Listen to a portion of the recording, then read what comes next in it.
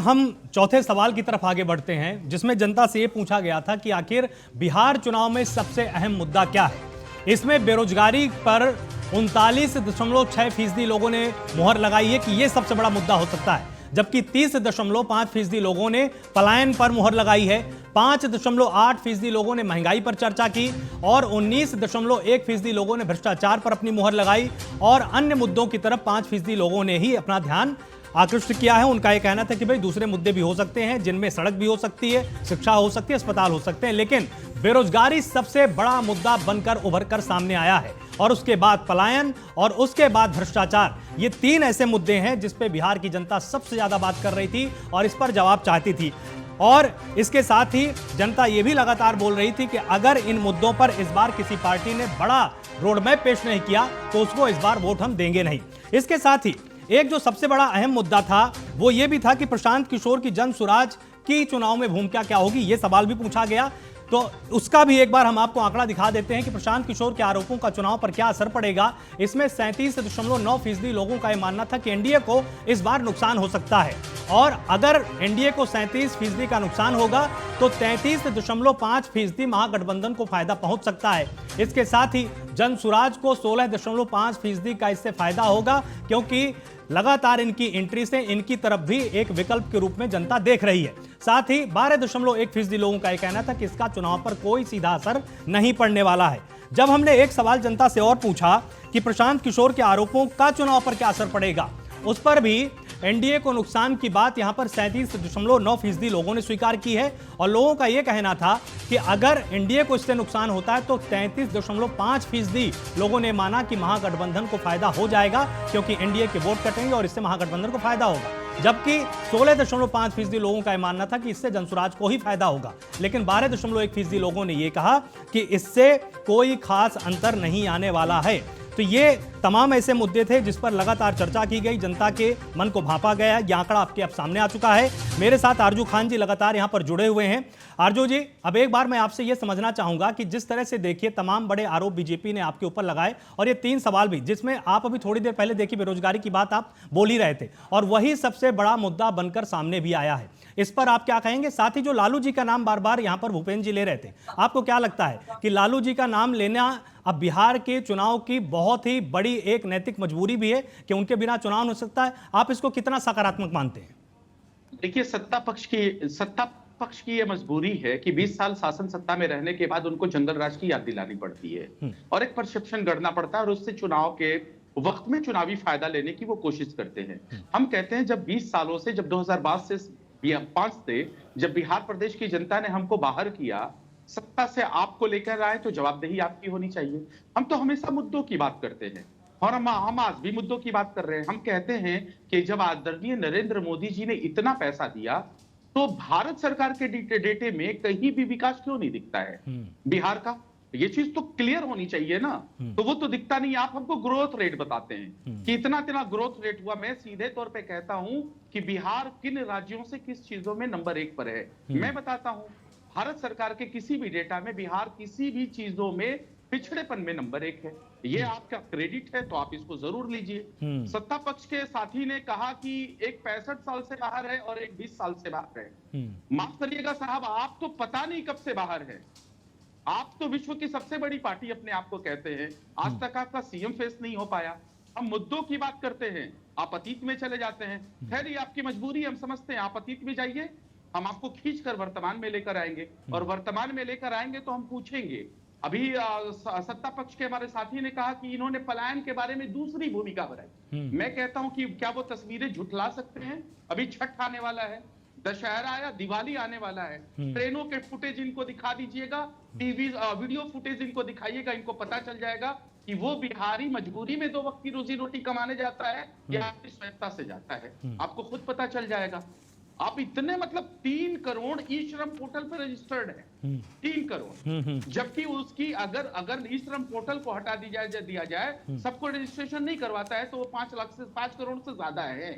तो इतना पलायन है बिहार प्रदेश में, और आप कहते हैं वो अपनी स्वेच्छा से गए हैं। तो ये फुटेज जरूर इनको दिखाइएगा। शिक्षा में कितना बजट है, थोड़ा सा आप इनको कंक्लूड करवा दीजिएगा। सबसे ज्यादा बजट इन्होंने शिक्षा पे किया है, और इस प्रदेश का शिक्षा का बजट ये है कि सबसे ज्यादा हाई स्कूल में जाते जाते देश में जितने भी राज्य हैं वहां बच्चा जो है हाई स्कूल जाते जाते ड्रॉप आउट कर देता है, पढ़ाई छोड़ देता है। उसके पीछे की वजह क्या है? उसके पीछे की वजह है बेरोजगारी, महंगाई और ये भ्रष्टाचार। आप अगर किसी भी वर्ल्ड बैंक से, एशियन बैंक से अगर आप बजट लंबा पेश करते हैं, आप बजट की भी बात करते हैं सत्ता पक्ष के लोग, तो बताइए सिंपलिसाइज बड़ा करने के लिए आप वर्ल्ड बैंक, एशियन बैंक से आप कर्ज लेते हैं और उसका भुगतान कौन करता है? बिहार की आवाम करती है। हर चीज महंगे रेटों में खरीदती है EMI भरने के लिए, एशिया बैंक या फिर वर्ल्ड बैंक के। वो किस तरीके से? आप अगल बगल के जितने भी हमारे राज्य हैं, पड़ोसी राज्य देख लीजिए, पेट्रोल हम महंगा खरीदते हैं, डीजल हम महंगा खरीदते हैं, गैस सिलेंडर हम महंगा खरीदते हैं, यहाँ तक बालू तक, क्योंकि बिहार प्रदेश में बालू बहुत ज्यादा अंबार है, वो भी हम महंगा खरीदते हैं। ये आपने आर्थिक मतलब लोगों के ऊपर, बिहारियों के ऊपर आपने एक आर्थिक बोझ डाल दिया है। सिंपल साइज बड़ा करके दिखाते हैं। किसी चीज में भारत सरकार के सूचकांक में आप एक नंबर पे नहीं है, किसी भी सूचकांक पर। नीति आयोग की रिपोर्ट कहना पड़ता है नीति आयोग को कि बिहार को स्पेशल स्टेटस और स्पेशल पैकेज चाहिए। जहां तक भ्रष्टाचार की बात रही, वो तस्वीरें क्या झूठी हैं? बिहार प्रदेश के 4 मंत्रियों को भारतीय जनता पार्टी के बिहार की जनता रोड पे खदेड़ रही है। आपने अभी 20 दिन पहले ये तस्वीरें देखी, वो हेल्थ मिनिस्टर हो, वो आपको आपके जीवेश मिश्रा जी हो, ये आपके और 2 मंत्री थे, ये चारों लोगों से जवाब तलब करना चाह रही थी बिहार की जनता। और एलिगेशन तो कैग की रिपोर्ट बोलती है ना। आप हमारे ऊपर घोटाले की बातें करते हैं, कैग की रिपोर्ट क्या झूठी है? कैग की रिपोर्ट में 71,000 का घोटाला हुआ है, सारे पैसे खत्म हो गए हैं, लेकिन वो पैसे किस चीजों पे आपने खर्च किए वो अभी तक नहीं पता है। सृजन घोटाला आपके वक्त में था ही, पुल पुलिया का करप्शन हो रही है। ये बताइए, अब शिक्षा की बात करते हैं, नीट का पेपर लीक यहाँ होता है, आपका बीपीएससी का पेपर लीक यहाँ पे होता है। ये पेपर लीक के आड़ में आप करना क्या चाहते हैं? ठीक है, हम भूपेंद्र जी सवाल करते हैं, लेकिन आप क्या करते हैं? हाँ। जब हम सवाल करते हैं तो आप कहते हैं जनरल राज। साहब उपलब्धि गिनाइए ना। अब ये बताइए, फूड प्रोसेसिंग यूनिट अभी तक बिहार में क्यों नहीं लगे? ठीक है, ठीक है, आप ये बताइए। अर्जुन जी, मैं एक बार उत्तर ले लेता हूं। ठीक है भूपेंद्र जी, जिस तरह से देखिए, इन्होंने बहुत ही विस्तार से इन्होंने आपको ये समझाने की कोशिश की है कि अब 20 साल आपको मौका मिला था, आप अपनी बात कीजिए ना। आप आके लालू जी के कार्यकाल की या उनकी पार्टी के समय में क्या हुआ उसको आप बार बार जनता को क्यों बताना चाहते हैं? क्या आपके पास अपना कुछ बताने के लिए नहीं है? आलोक जी, हमारे पास तो मोटड़ी से बताने के लिए है। बिहार की जनता देखती है, क्या बात करेंगे। ये लोग झूठ मूठ के जो है ना टीवी चैनल पढ़ा करके सेंसक फैंसक की बात करते हैं। ये लोग क्या नहीं किए बिहार के लिए रे भाई? बिहार की जनता से छिपा हुआ है क्या? बिहार कोई दर्द देने की है? कांग्रेस के भाई करते हैं, चिकन की बात करते हैं, मटन की। देख लीजिए, इनके रीजन में ही ललका मसूरिया जो है ना हम लोग खाते थे। 75 के बाढ़ में ललका मसूरिया अमेरिका से आया था। ये लोग क्या पता, ये तो ब्रह्मांड में तैर रहे होंगे उस समय। ये लोग को नॉलेज नहीं है लालू जी क्या क्या किए हैं या कांग्रेस के।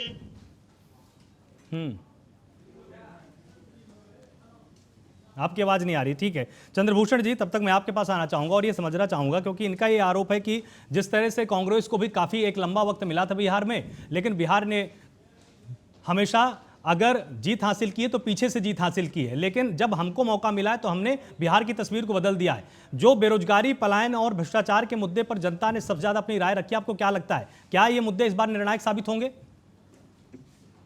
ये मुद्दे आलोक जी बिल्कुल निर्णायक साबित होंगे, क्योंकि देखिए हर चीज का ना एक टाइम होता है। इन लोगों ने शुरू में, आज भी आप देखिए बीजेपी का कोई प्रवक्ता, मैं इतने सारे टीवी डिबेट में जाता हूँ, सब खाली जंगल राज जंगल राज। आप इनका हताशा एक ही चीज से जान सकते हैं, अगर इनके पास, अगर इन्होंने बहुत कंक्रीट काम किया होता, ये जो अब इन्होंने 10,000 रुपए का घूस, मैं फिर से कहना चाहूंगा, मैं रिपीट कर रहा हूँ, 10,000 रुपए का घूस जो इन्होंने महिलाओं का देने का काम किया, ये काम नहीं करता।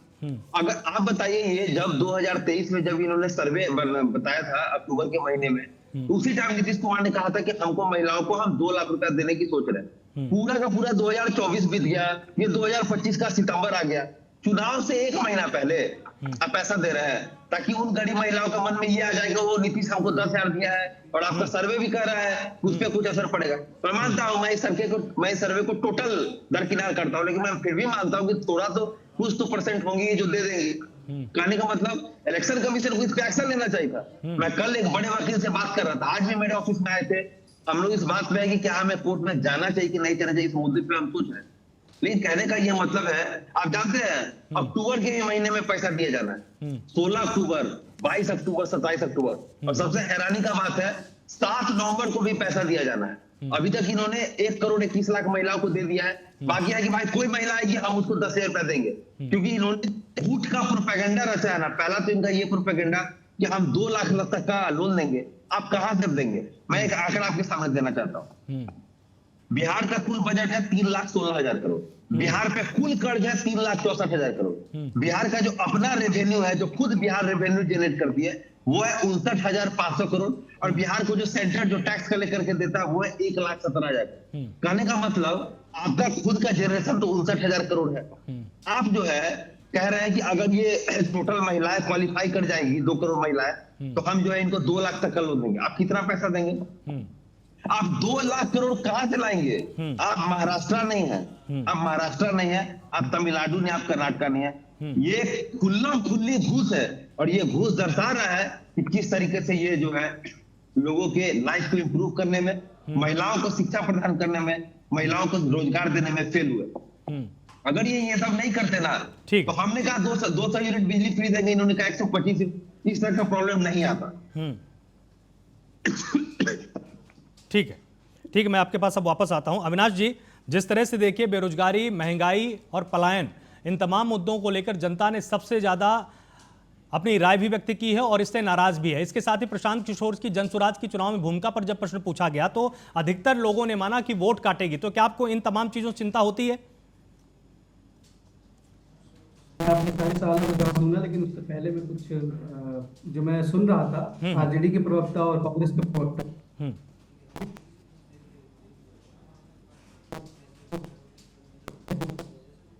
और वोट अधिकार यात्रा जैसी मतलब यात्राएं उन्होंने निकाला। लेकिन मैं ये पूछता हूं कि किस एथिकल ग्राउंड पे आप ये आर्गुमेंट देते हैं जब आप एसआईआर वाले मुद्दे में सुप्रीम कोर्ट में पिटिशनर ही नहीं थे। दूसरी बात ये है कि कम से कम ये तो मानते हैं आरजेडी के प्रवक्ता और कांग्रेस के प्रवक्ता कि एनडीए को हमेशा जंगल राज की याद दिलानी पड़ती है। मतलब आप ये कहते हैं कि आपके टाइम में जंगल राज तो था। ये तो आपके स्टेटमेंट से कम प्रूव हो जाता है ना कि हाँ भाई जंगल राज था। दूसरी बात, अभी आंकड़ों की बात कर रहे थे ये कि 3.17 लाख करोड़ का हमारा जीडीपी है और अराउंड 3 लाख करोड़ के ही आसपास का ऋण है हमारे ऊपर। सर, हमारा जो कमिटेड बजट है, कमिटेड एक्सपेंडिचर वाला बजट है, that is around 1.08 lakh crore rupees. और उसी के अंदर में हम सारी चीजें कर रहे हैं। और ये सिर्फ हमारे स्टेट की स्टोरी थोड़ी ना है, और ये किसी हमारे स्टेट की या फिर किसी अदर स्टेट की स्टोरी थोड़ी ना है। This is how economy functions. ठीक है, जब आप ऋण लेते हैं कहीं से तो क्या एक ही साथ आप मूल के साथ चुकता कर देते हैं क्या उसको? क्या एक तरीके से आप इंस्टॉलमेंट्स में चुकता करते हैं? अब इकोनॉमिक ठीक है, आपसे संपर्क नहीं हो पा रहा है। अब जिस तरह से सोनाली जी लगातार मेरे साथ है, तो सोनाली जी आपके पास आने से पहले मैं एक प्रश्न को फिर से यहाँ पर अपने दर्शकों को दिखाना चाहूँगा कि प्रशांत किशोर की जनसुराज की चुनाव में आखिर क्या भूमिका होने वाली है। इसमें जब जनता से सवाल पूछा गया तो जनता ने ये कहा कि 57.9% लोगों का कहना था कि जनसुराज पार्टी वोट काटेगी। 16.5% लोगों ने कहा था कि ये किंग मेकर साबित होगी। इसके साथ ही 8.4% लोगों ने बोला कि इसमें खराब प्रदर्शन देखने को मिलेगा। साथ ही 17.2% लोगों ने यह कहा कि अभी हम इसके बारे में साफ तौर पर कुछ भी नहीं बता सकते हैं। तो अगर ये तमाम चीजें देखी जाए तो आपको क्या लगता है कि निश्चित तौर पर चुनाव में आपकी महत्वपूर्ण भूमिका तो होने वाली है। चुनाव जीतना या हारना एक अलग पहलू है, लेकिन यह तो है कि आप इस बार बहुत ही मजबूती के साथ चुनावी मैदान में दिखेंगे भी और लोगों को समझ में आएगा भी। तो इस बात से आप कितने उत्साहित हैं? और जो मुद्दे आपकी पार्टी की तरफ से उठाए जा रहे थे, जैसे बेरोजगारी, पलायन का, भ्रष्टाचार का, उस पर जनता ने भी अपनी मुहर लगा दी। सोनाली जी, सी वोटर सर्वे, अगर आप उसको भी कोट करें तो आप उसमें ये पाएंगे कि जो शुरू में हमारा एक्सेप्टेंस का जो परसेंटेज था वो लगभग 13% था और अब वो बढ़ के 24 से 25% हो गया है। तो जो जिस ढंग से हमारा ग्राफ ऊपर जा रहा है, लीनियर ये ग्राफ नहीं है, ये आपको बिल्कुल शूटिंग ग्राफ दिख रहा है। तो मैं ये कहूंगी कि ये हमारा एक्सेप्टेंस लोगों के बीच दिखाता है। और एट द सेम टाइम जब एक और सर्वे यहाँ पे ये बताता है कि लोकप्रियता हमारी यूथ के बीच बहुत ज्यादा है, ऑलमोस्ट 20% जो यूथ हमारे साइड इंक्लाइंड है। तो आप समझिए 7.5 करोड़ का जो एक 20% कितना बड़ा दबका हो सकता है। तो ये जो आपका फाइंडिंग्स है और जो मैं डेटा यहाँ पे सी सर्वे कोट कर रही हूँ, दोनों कहीं ना कहीं एक जगह पे मर्ज होते दिखाई दे रहे हैं। और दूसरी चीज यहाँ पे ये है कि जो प्रशांत किशोर जी ने बात कही, मैं उसको यहाँ पे फिर दोहराना चाहती हूँ। अगर लास्ट इलेक्शन की आप बात करें तो टोटल जो वोट गिरा था दो पार्टियों के बीच, दोनों ब्लॉक्स के बीच, वो लगभग 72% था। यानी 28% लोगों ने उनको अभी भी दोनों में से किसी ब्लॉक को नहीं चुना था। तो अगर वो 28% जनस्वराज के साइड आते हैं और बाकी दोनों पार्टियों से भी अगर हम 10% वोट अगर काट लेते हैं, तो आप हमारी सिचुएशन को समझ सकते हैं कि हमारा स्ट्रॉन्ग कितना पोजीशन इस पूरे इलेक्शन में रह रहा है। तो यही कैलकुलेशन लेके हम आगे बढ़ रहे हैं और ये अभी इमीडिएट है, अभी भी हमारे हाथ में 1 महीना है। अगर हम इस पे काम करते हैं तो हमारा जो ग्राफ और है ये स्ट्रॉन्ग होता ही दिखेगा और ऊपर जाता ही दिखाई देगा। और साथ में जो हमने मुद्दों की बात कही है, जो लोगों को सच दिखाने का काम किया है, वो हमें लगता है कि बिहार में पहली बार हम कह सकते हैं हम एक पायनियर हैं बिहार में, जिसने इस लाइन लेंथ पे बिहार को इलेक्शन को पहली बार किसी ने गवर्न किया है। आज तक सिर्फ कम्युनल राजनीति होती थी या फिर कास्ट बेस्ड राजनीति होती थी या फिर डर की राजनीति होती थी। बिहार में पहली बार आप ये शायद देख रहे होंगे कि डेवलपमेंट बेस्ड या एजेंडा बेस्ड राजनीति हो रही है। और यही डर है कि सारी पार्टियां जो हमारे एंटी खड़ी हैं वो आज तथ्यात्मक बात करने पे मजबूर हो गई हैं। ये बात और कुछ के पास जवाब है, कुछ के पास जवाब नहीं है, ये बिल्कुल अलग बात है। लेकिन जनता के सामने एक सच रखने का काम हमने किया है और हमें इस बात की खुशी है कि एटलीस्ट हमने जनता को जागरूक करने का बहुत काम किया है और इसमें हम बहुत हद तक सक्सेसफुल रहे।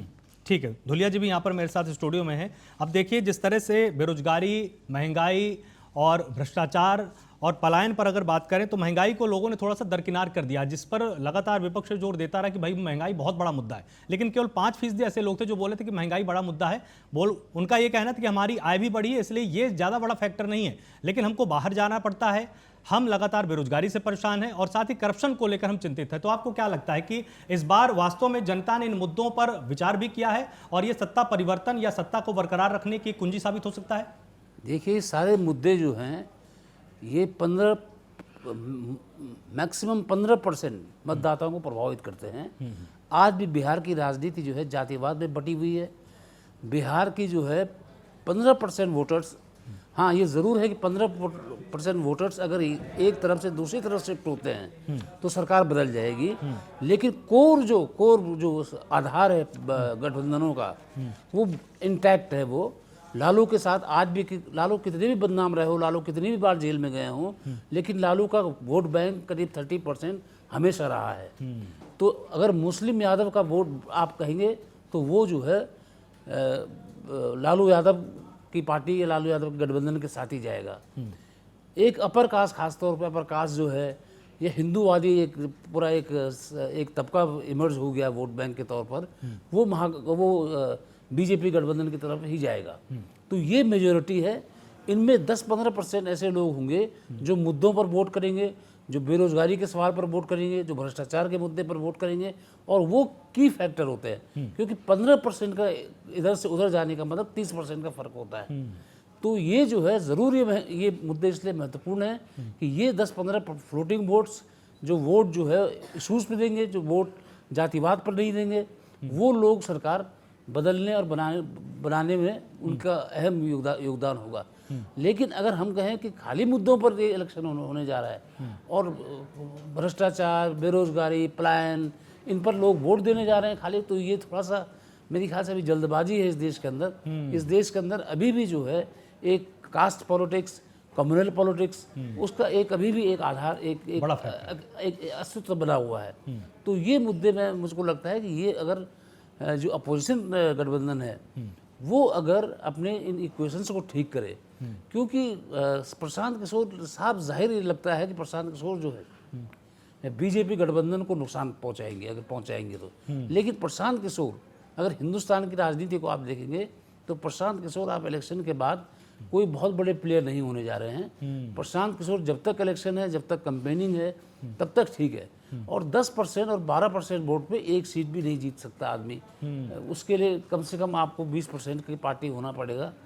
और हर सीट पर जो है, हर जगह, हर इलेक्शन में फिर सीट वाइज होता है कई बार कि उस सीट पर जो है किस पार्टी ने किस जाति का कैंडिडेट खड़ा किया है, उस सीट पर जो है क्या इक्वेशंस है, उसके वहाँ जो प्रमुख दल है उसका, जिसका MLA है, उसकी एंटी इनकम्बेंसी कितनी है, तो ये दूसरे फैक्टर हैं कि एक नेशनल गवर्नमेंट की एंटी इनकम्बेंसी होती है, एक नेशनल स्टेट की इनकम्बेंसी होती है और एक कैंडिडेट की इनकम्बेंसी होती है। तो ये तीनों जो है इस वक्त जो है जरूर महागठबंधन, ये बीजेपी गठबंधन के लिए जो है मुश्किल का सबब है, क्योंकि तीनों जगह उसकी इस समय ज़्यादा मेजोरिटी उसी की है। सेंटर में उसकी सरकार है, स्टेट में उनकी सरकार है और ज़्यादातर विधायक भी उन्हीं के हैं। तो वो एंटी इनकम्बेंसी उनके खिलाफ ज़्यादा आ जाएगी। हो सकता है कि इस बार वो बड़े पैमाने पर टिकट जो है में फेरबदल करें, ताकि वो एक एमएलए की जो एंटी इनकम्बेंसी होती है उसको कम कर सकें। बिल्कुल। मेरे साथ सर्वे एक्सपर्ट अमित कुमार भी यहाँ पर जुड़े हुए हैं। अमित जी, अब आपसे जानना चाहेंगे कि जिस तरह से प्रशांत किशोर की जनसुराज की भूमिका पर भी आपने मतदाताओं से बात की होगी, उनके मन में क्या है, क्या वो इसको निर्णायक मान रहे हैं, और साथ ही जिस तरह से बेरोजगारी और पलायन और भ्रष्टाचार 3 बड़े मुद्दे उभर कर सामने आए हैं, ये कितने निर्णायक साबित होंगे? देखिए, आने वाले चुनाव, आने वाले जब वोटिंग का दिन आएगा तो हो सकता है कि जो वोट वाले हैं, जो कुछ वोटर ऐसे होते हैं जो फ्लक्चुएट करते रहते हैं, तो उनके बारे में ये कहा जा सकता है कि वो इन मुद्दों को गहनता से देखेंगे, क्योंकि देखिए आजकल सोशल मीडिया का जमाना है और प्रशांत किशोर जी का देखेंगे तो पूरा का पूरा जो है सोशल मीडिया पर फोकस नंबर 1 पे है। तो सोशल मीडिया के जमाने में आम आदमी जो मोबाइल में बात चली जाती है, देखिए सबसे पहला है कि बिहार में आज से नहीं, बहुत पहले से बिहार ने लोगों को बहुत कुछ दिया, लेकिन बिहार आज भी पिछड़ा क्यों है? क्योंकि बेरोजगारी, पलायन जैसे मुद्दे वहाँ बहुत हावी हैं। कोई भी सरकार आती है, देखिए 20 साल में नीतीश कुमार जी की सरकार ने बिहार में विकास किया, इसमें कोई संदेह नहीं है, लेकिन लोगों का पलायन नहीं रोक पाए, लोगों की बेरोजगारी की समस्या दूर नहीं कर पाए।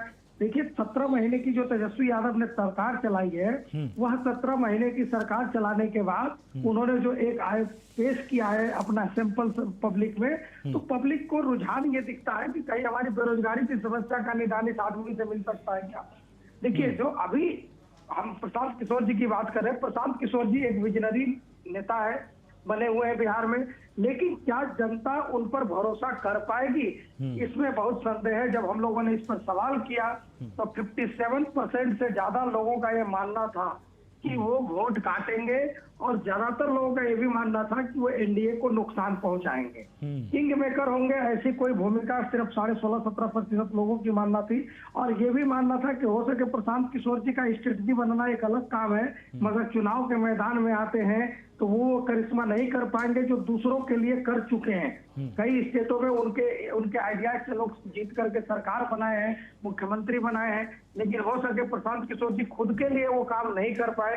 एक सवाल का और हम आपको जिक्र करेंगे कि जब हम लोगों ने प्रशांत किशोर जी के जो भ्रष्टाचार के आरोप हैं, जो उन्होंने अभी लेटेस्ट लगाए थे सितंबर के महीने में, अशोक चौधरी पे हो, अशोक चौधरी हो, सम्राट चौधरी हो, मंगल पांडे हो, दिलीप जायसवाल जी हो, संजय जायसवाल जी हो, तमाम बड़े नेताओं पर जो लगाए, और जिस तरह से नेताओं ने उसको स्ट्रेट जवाब देने के बजाय कहीं ना कहीं डाइवर्ट किया, वो भी जनता अब ये सोचने लगी है।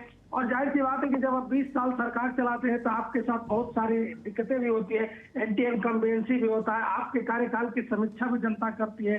प्रशांत किशोर जी जिस मुद्दे को उठा रहे हैं, भ्रष्टाचार का मुद्दा, अगर ये मुद्दा आने वाले समय में वो ट्रेंड कराने में सफल रहते हैं तो हो सके जो फर्स्ट टाइम वोटर हो या जो उन्होंने पैदा होने के बाद सिर्फ नीतीश जी का ही शासन देखा है, एनडीए का ही शासन देखा है, वो जरूर से जरूर वोट देते समय एक बार इन मुद्दों को सोचेंगे और प्रशांत किशोर जी की रणनीति हो सके कामयाब हो जाए। लेकिन मुझे नहीं लगता कि प्रशांत किशोर जी इस बार सत्ता में आएंगे, बहुत बड़ा आमूलचूल परिवर्तन करेंगे। हाँ, ये जरूर है कि प्रशांत किशोर जी एक तीसरे विकल्प के रूप में उभरते हुए नजर आ सकते हैं बिहार। बिल्कुल।